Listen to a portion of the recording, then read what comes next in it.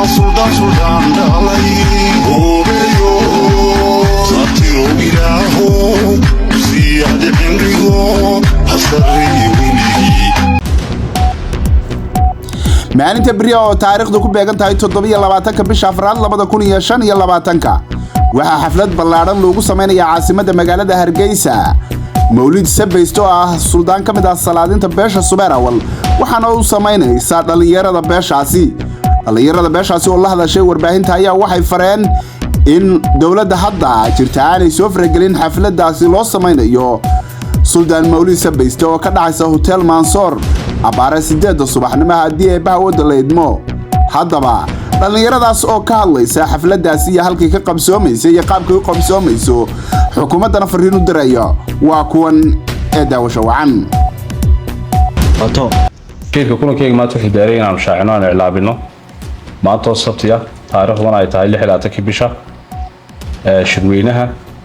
sorry xafladda maamuuska taageerida Suldaan Mawlid Cali Ibrahim Sabayste iyo salaadinta Subeer Awal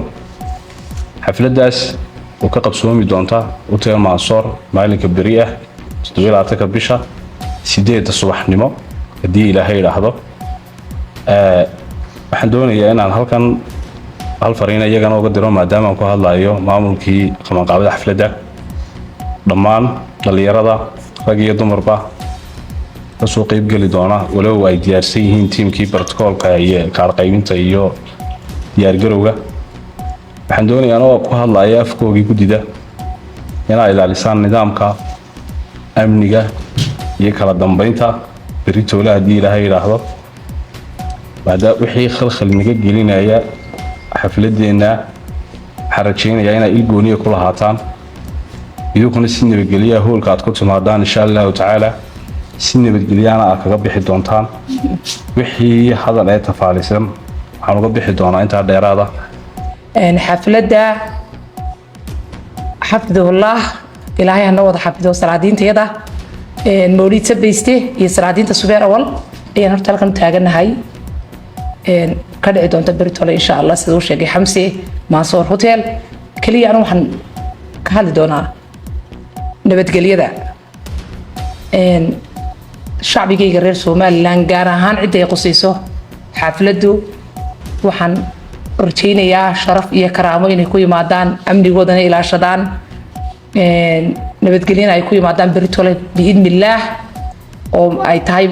maalintaas maalin axada 17 bisha Abriil Ilaahayna waxaan ka rajaynayaa guul inay nagu dhamaan doonto kaliya waxaan leeyahay wixii halka nabadgeliyo ka dara ka yimaada waxa mas'uuliyadda qaadi doona xukuumadda anaga dadkaygu amni bay ku yimanayaan amni way kaga dareerayaan biidmillaah waxaan rajaynayaa